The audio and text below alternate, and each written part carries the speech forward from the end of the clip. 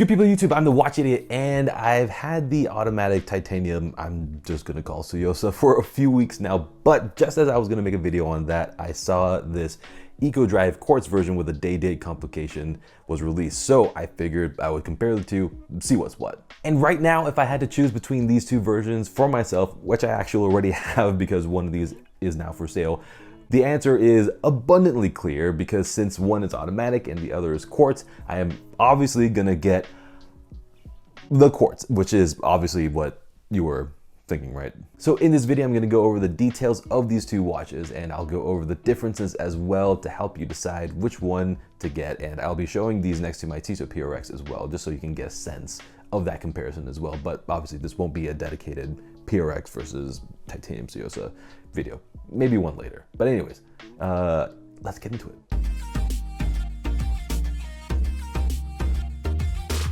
And first up, as always, let's do the dimensions so we know what we're dealing with here. And we've got a case width of 39.5 millimeters, a lug to lug of 46.6 millimeters, and the bracelet starts at 24 millimeters at the top and tapers quickly down to 20 millimeters. However, between the quartz and the automatic, there are a few differences. The quartz is 10.6 millimeters thick versus 11.4 millimeters for the automatic, and the mid case thickness is actually different, 6.1 millimeters for the quartz and 6.6 millimeters for the automatic. And then finally, the weight of each is slightly different as well, 84 grams and 98 grams for the quartz and the automatic respectively. Both are very light, of course, which I absolutely love, but the weight difference is actually pretty noticeable. These dimensions are quite similar to the Tissot PRX, almost identical, and the dial width of these and the PRX is the same, and the PRX actually has a bezel width that's 0.3 millimeters smaller, and yet because of how big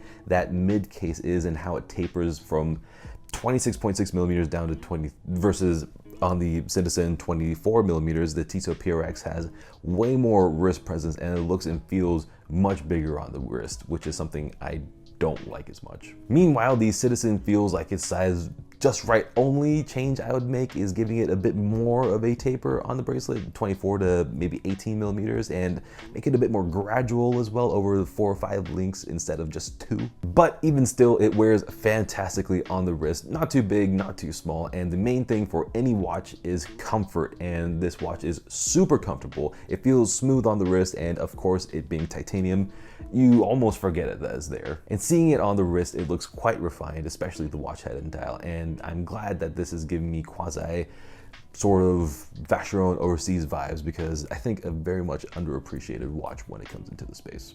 Now onto the dial, and this is where Citizen has done a really good job because on all versions of this watch, we get a nice, I guess, papery texture, and it instantly sets itself apart from all the watches in this price point that just have, you know, matte and sunburst dials. The blue dial is available on both versions, but the salmon dial is quartz only, and the automatic has some of its own colors. They all look great to me, and it is really kind of Grand Seiko-y and also the Citizen-y, so well done to bring this sort of experience to an affordable price point. The blue dial is very classic looking. It's got a very versatile, subdued, muted blue, and I actually prefer this type of blue much more, and the main differences here are that it's got an offset small seconds with a radial finish and just the date at the 3. And I wasn't the biggest fan of how everything is placed here on the dial. Proportions wise, I feel like sometimes they're a little bit too close to the center, but I'm really liking it a lot more now. But for me, I like the EcoDrive version much more in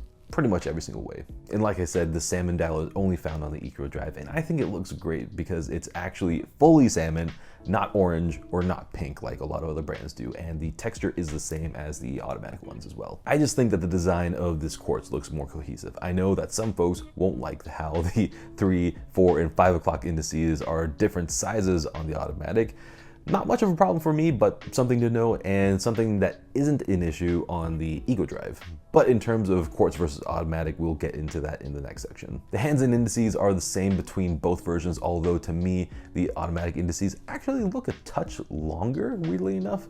They're both simple baton indices that are 3-dimensional and really quite well finished considering their sub $400 price point. And real quick, in terms of why I prefer this titanium version over the steel Tsuyosa, which is a cool watch, but to me, On that, the hands were way too small for the dial, and I didn't like the Cyclops, and also I didn't like the fact that the crown is set inside of the case because it makes winding actually kind of tough. So yeah, here, all is well. Happy days. So quartz versus automatic, that's the big difference basically. Everything else is the same, so it's up to you which design, color, and function you like best. But for me, it's the quartz eco drive all the way, no doubt about it. I definitely have a soft spot for quartz in general, so obviously that makes sense now. The automatic is great, however, it winds in one direction only, like all Mio does, which is just something to note, I suppose. But something that might bother some folks is that you can definitely hear the rotor moving around. Not a big deal for me, but you know yourself the best. Oh. That's the full spin. And this is entirely dependent on how you wear your watches, but for me, the biggest point here is that I know that this isn't gonna be a watch that I'm gonna be wearing every single day, so it's kind of irritating to keep it wound up just in case I want to wear it at some point. And on top of that, winding is a little bit tough just because the crown isn't that grippy. Meanwhile, the quartz is ready to go whenever I want to wear it, so it's perfect. No need to reset the time and date every single time I want to wear it.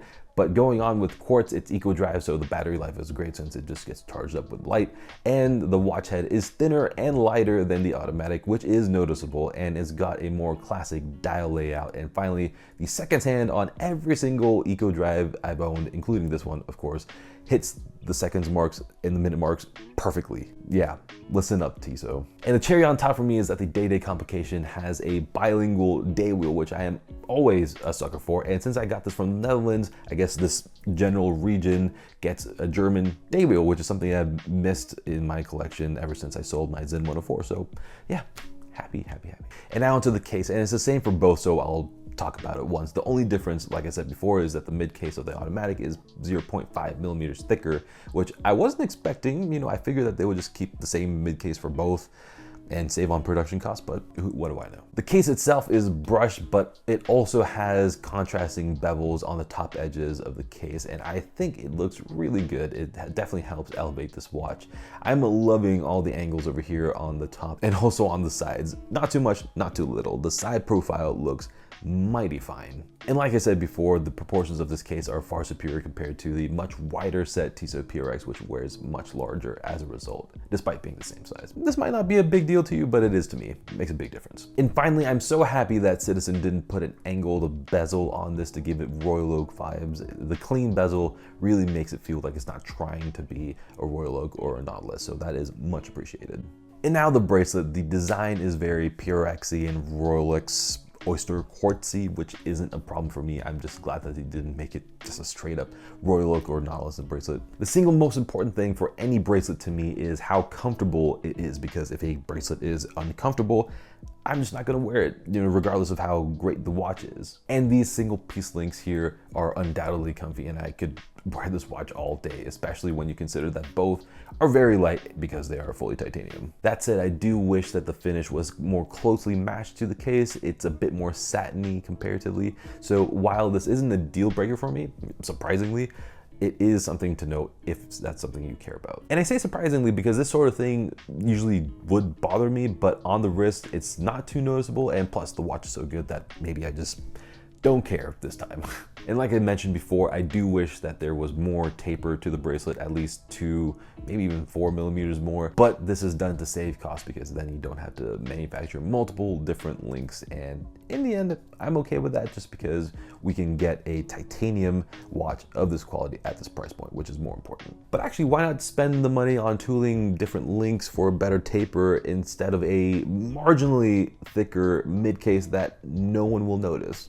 Yeah, I mean, or just do the taper like the Tsuyosa bracelet. Come on. So there you have it. Let me know down in the comments what you think about these new Citizens and which one you'd choose. And until the next video, good day.